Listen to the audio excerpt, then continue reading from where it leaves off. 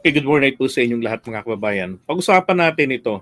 Yun bang trabaho ng mga senador na to sa pang-araw-araw? Alin ba ang dapat na mangibabaw? 'Di ba? Yung impeachment ba o yung 12 na pending bills? Oh, eto ho yan eh. Tingnan nyo Ang sabi po rito, meron pong hierarchy, yung pagkakasalasalansan ng mga trabaho ng Senado. Yung impeachment trial daw po ang nangingibabaw. Sabi rito, impeachment trials take precedence over general legislative work. So dapat ito yung inuna hanggat meron pang nalalabing oras. 'Di ba? Ito yung inuna dapat nila.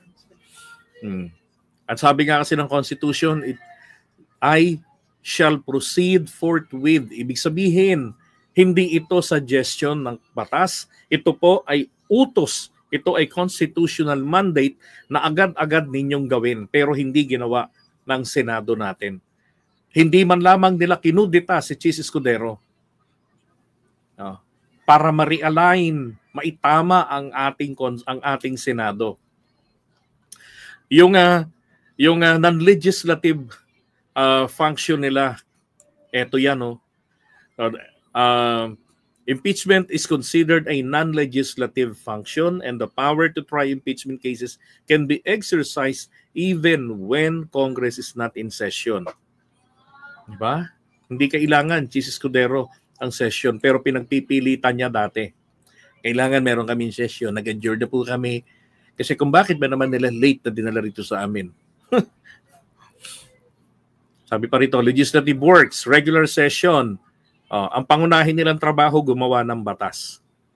Di ba? At doon naman po sa rules nila. Yung rules nila ng all matters, ito po yung nilalaman nun. Legislative works involves various stages including committee hearings, report preparation, and voting on bills. Pati nga investigation kabilang yan dun katulad yung nangyari ngayon, nakakulong si Grijaldo dahil doon sa investigation ng Quadcom. Di ba? Yung Quadcom, wala po silang formal na pagsasara. Although nag-recommend na sila ng pagpapakaso sa iba. So, ibig sabihin, pwede at any time magbukas ang Quadcom.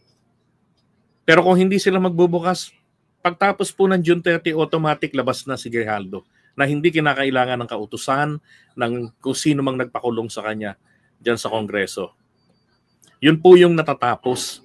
Hindi po yung obligasyon bilang korte. Ito yung kanilang rules. Resolution number 39. Yan, Senate rules nila yan. Ano nakalagay dito?